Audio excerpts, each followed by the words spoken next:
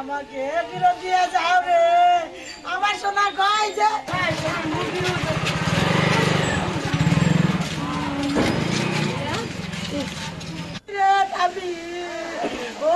আমি টুকি দিলাম রে। ও থাকবি কোথায় লুকাইছিস রে ভাই? ওরে সোনা রে, ওরে বাবা। একটি বেদনা ঘন ছবির মধ্য দিয়ে খবর শুরু করছে এই মুহূর্তে যে মামার বাড়িতে বেড়াতে এসে নদীতে তলিয়ে যায় 2 বছরের শিশু। ঘটনাটি ঘটেছে চোপড়ার রাঙাগঞ্জ এলাকায়। আবারও জানাচ্ছি, মামার বাড়িতে বেড়াতে এসে নদীতে তলিয়ে যায় 2 বছরের শিশু।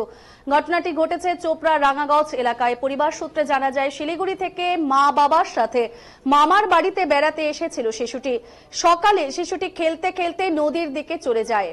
তারপর থেকেই পরিবারের লোকজনদের সন্দেহ হয়। খবর পেয়ে পরিবারের লোকজন নদীর পাড়ে ছুটে গেলে সেখানে স্থানীয় আরেকটি বাচ্চাকে দেখতে পায় তারা, এবং স্থানীয় বাচ্চাটির সাথে কথা বলে তারা জানতে পারে শিশুটি একটি বোতল নিয়ে খেলছিল। ঠিক সেই সময় শিশুটির হাত থেকে বোতলটি নদীতে চলে যায় এবং সেই বোতল আনতে গিয়েই নদীতে তলিয়ে যায় শিশুটি। খবর দেওয়া হয় চোপড়া থানায়। ঘটনাস্থলে পৌঁছায় চোপড়া থানার পুলিশ। পাশাপাশি ঘটনাস্থলে পৌঁছায় চোপড়া গ্রাম পঞ্চায়েত প্রধান। তিনি জানিয়েছেন, প্রশাসনিকভাবে যা ব্যবস্থা নেওয়া তা গ্রহণ করা হয়েছে। দ্রুত নদীর জল নামিয়ে নিয়ে আসার প্রক্রিয়াও শুরু হয়েছে। যত দ্রুত সম্ভব শিশুটির দেহ উদ্ধারের কাজ চলছে। তবে দুপুর 2টো পর্যন্ত শিশুটির কোনো খোঁজ মেলেনি। দেখছেন সেই নিদারুণ হাহাকারের আর্তনাদের ছবি।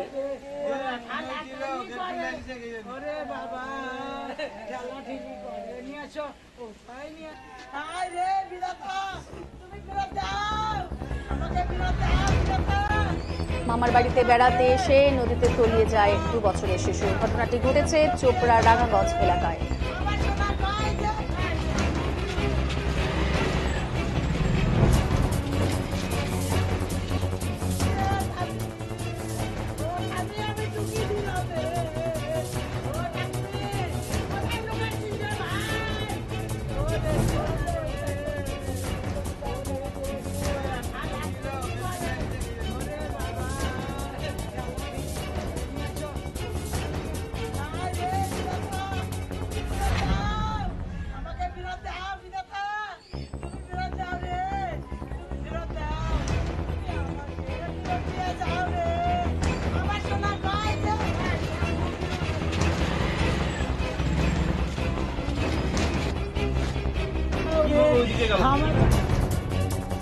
আমি তো কিছু জানি না, আমি তো কিছু জানি না।